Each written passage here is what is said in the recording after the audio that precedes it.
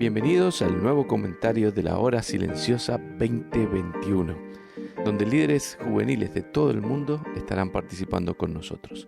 En el día de hoy tendremos a... Hola, mi nombre es Claudio Cardoso, vivo en Argentina y junto a mi familia servimos a Dios en nuestra iglesia local en la ciudad de Berazategui, Buenos Aires. Te invito a que leamos juntos el pasaje de hoy, por favor.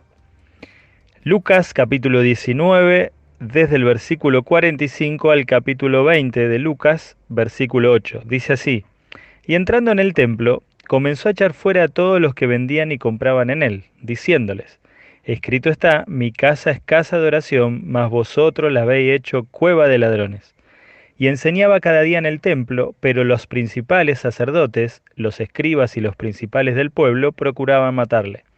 Y no hallaban nada que pudieran hacerle, porque todo el pueblo estaba suspenso oyéndole. Sucedió un día que enseñando Jesús al pueblo en el templo y anunciando el evangelio, llegaron los principales sacerdotes y los escribas con los ancianos, y le hablaron diciendo: Dinos, ¿con qué autoridad haces estas cosas? ¿O quién es el que te ha dado esta autoridad? Respondiendo Jesús les dijo: Os haré yo también una pregunta, respondedme.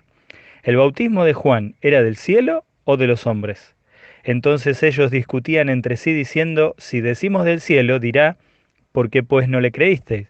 Y si decimos de los hombres, todo el pueblo nos apedreará, porque están persuadidos de que Juan era profeta. Y respondieron que no sabían de dónde fuese. Entonces Jesús les dijo: Yo tampoco os diré con qué autoridad hago estas cosas. Para entender mejor por qué Jesús hizo esto y por qué este hecho generó un cuestionamiento hacia la autoridad de Jesús de parte de los líderes religiosos, debemos entender qué significado tenía el templo, quién es Jesús y quién creían los líderes religiosos que era Jesús. Esto nos permitirá también aplicar correctamente a nuestras vidas esta enseñanza del Evangelio de Lucas. ¿Qué simbolizaba el templo? Era la casa de Dios, el lugar donde Dios había decidido manifestarse a su pueblo.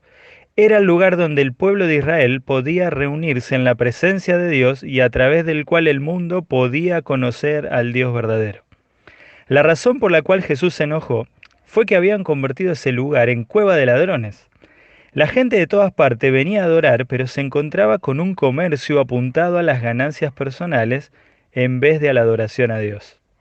Por ejemplo, si venían de lejos y no podían traer un animal para el sacrificio, comprarlo allí era muy costoso. O si lo traían, decían que no era adecuado para el sacrificio, obligando a las personas a comprarle a ellos.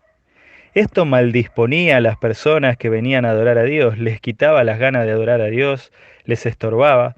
En vez de motivar la adoración, la desalentaba. Personas que no eran creyentes en el Dios de Israel y que muchas veces venían a las fiestas, al ver esta imagen falsa y distorsionada de Dios a causa de estas prácticas, se alejaban de la salvación. Pensemos ahora, ¿quién es Jesús? El Hijo de Dios, Dios mismo hecho carne. ¿Era el dueño de la casa o el Hijo mismo, como dice Hebreos capítulo 3, versículo 1 al 6? Nadie tenía más autoridad que él para determinar qué se podía hacer en su casa y qué no. Ahora bien, ¿qué opinaban los líderes religiosos acerca de Jesús?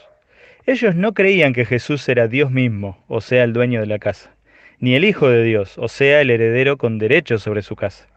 Es por eso que cuestionaron la autoridad con que hizo lo que hizo. Jesús no les responde directamente la pregunta, porque la pregunta misma daba a entender que no creían ni le reconocían como el dueño o el hijo de la casa. Es por eso que les responde con otra pregunta. La respuesta de los líderes religiosos evidenció que no había un interés sincero en la verdad. Su pregunta era solo una manera aparentemente piadosa ante los ojos del pueblo. Les interesaba más qué opinaba el pueblo de ello y las ganancias que podían obtener de la actividad en el templo que la adoración y la proclamación de Dios a las naciones, que era el propósito que Dios le había dado a su casa, al templo. Ahora pensemos cómo aplicar estas verdades a nuestra vida hoy. ¿Cuál es la casa de Dios hoy? No es el edificio donde nos reunimos como iglesia, aunque comúnmente muchas veces le llamamos así, sino que Hebreos capítulo 3 versículo 6 nos dice que su casa hoy es la iglesia, No el edificio, sino el grupo de personas que han creído en Jesús como Salvador.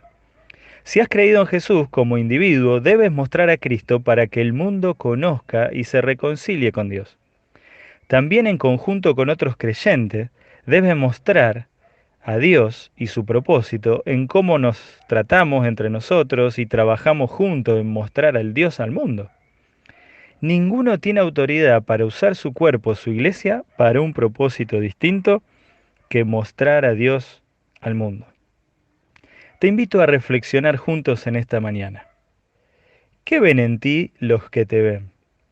Ya sea físicamente o a través de tus redes sociales.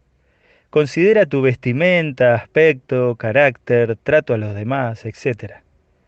¿Qué desea el Señor echar fuera de ti para que tu testimonio sea más visible y claro? ¿Cómo aportas a la comunión y a la proclamación de Cristo en tu iglesia local? ¿Apoyas con entusiasmo? ¿Sirves? ¿O estás más preocupado o preocupada por lo que sientes u obtienes de tu iglesia local? Te invito a reflexionar sobre esto y a hacer los cambios necesarios para adecuar la casa de Dios a los propósitos de Dios, porque solo Él, Jesús, tiene autoridad sobre su casa. Y recuerda que este audio no reemplaza tu tiempo a solas con el Señor. Te animo a que sigas profundizando y escribiendo tus propias aplicaciones personales. Hasta pronto, que Dios te bendiga.